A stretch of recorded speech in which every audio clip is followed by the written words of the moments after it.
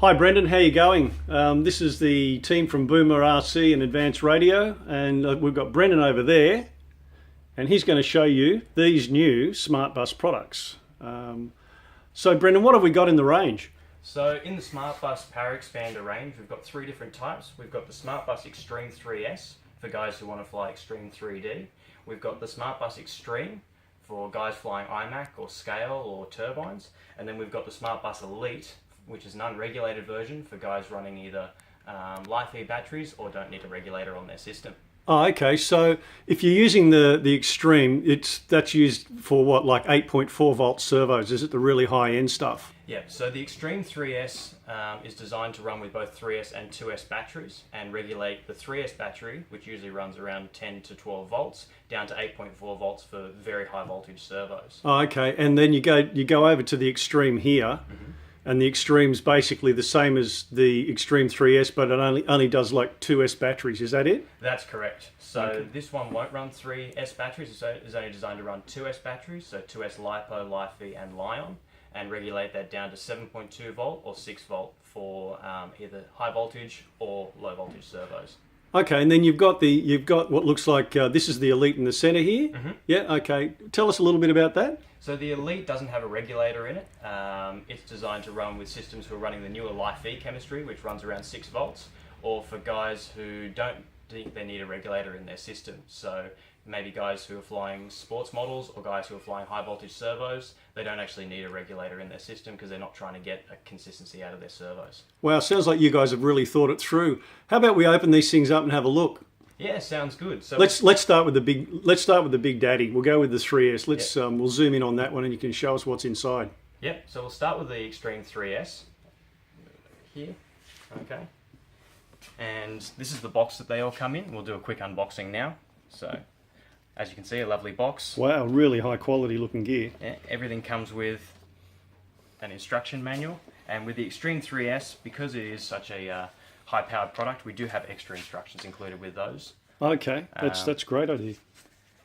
So a couple of bits of protective foam, and there's the product. So.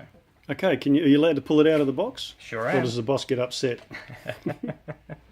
Wow, that looks awesome. So that's the Extreme 3S. A big point you'll note is that we supply the standoffs with the Extreme 3S because it does actually have an active cooling fan on it. Ah, so that's one of the differentiating features between the 3S and the Extreme and the Elite is that the 3S actually has active cooling. It does, yep. Right. What's that other little thing in the box there? So in this, we also have a touch screen, which is a color touch screen, and that's used to both program the Smart Bus and to also get feedback. So your battery monitoring is also on the screen. All right. What else have we got in there? A cable header for PCM is also included. Okay, so that just connects into the back of the Smart Bus there. Yep. So that connects straight into the receiver inputs. You can see that is a special cable, and we supply that for you. Cool, okay. That's really good. Yeah. And the only other thing we include is a couple of Velcro dots for securing the screen to your model. Is there any chance we can see them powered up? Yep. Okay, sure we'll go through that. How about we do a quick unveiling of, let's look at this one over here. The Elite? Yep. No worries. I'll pop this back in here. And we'll move on to the Elite now. So the Elite's a little bit different. One of the differences you'll notice is the box is different. It's the traditional advanced radio color. The instructions are the same, and the protective foam. And there's the Elite there. Okay, so show us the underside of that one. So the underside of this one is... Oh, I see. So there's no active cooling. There's no standoffs required.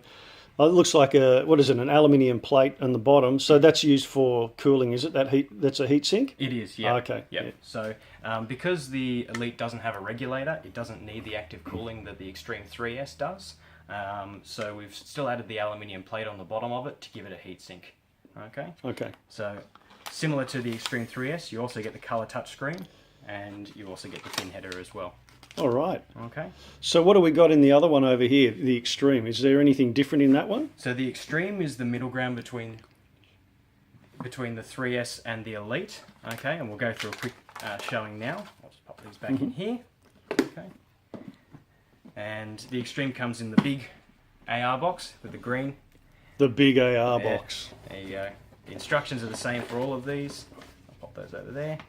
And the Extreme is right there. Okay, so that looks a lot like the Elite, but it's got a regulator built in that can handle 2S LiPo and Li-Fi and Li-on batteries to regulate to either 7.2 volts or 6 volts, yeah? That's correct, yeah. Okay. So I'll flip this one over, and that's got the same aluminium heatsink as the Elite. Right. Again, that acts as a heatsink. Okay. So the big difference between them physically is that the Extreme 3S has a fan on the bottom, whereas the Extreme doesn't.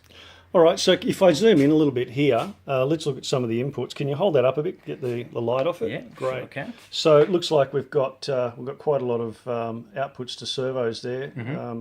You've got aileron 1, aileron 2, elevator 1, elevator 2, rudder A, B, and C. So this is all servo matching.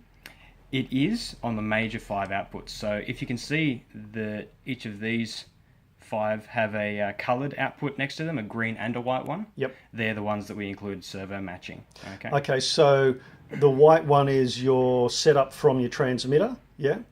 So it comes in from your transmitter, is that right? And then you servo match against that transmitter signal. Yeah, so the white ones down here, the elevator A1, aileron A1, etc. for the first 5 inputs are your master channel. They're the ones that are directly connected to the receiver.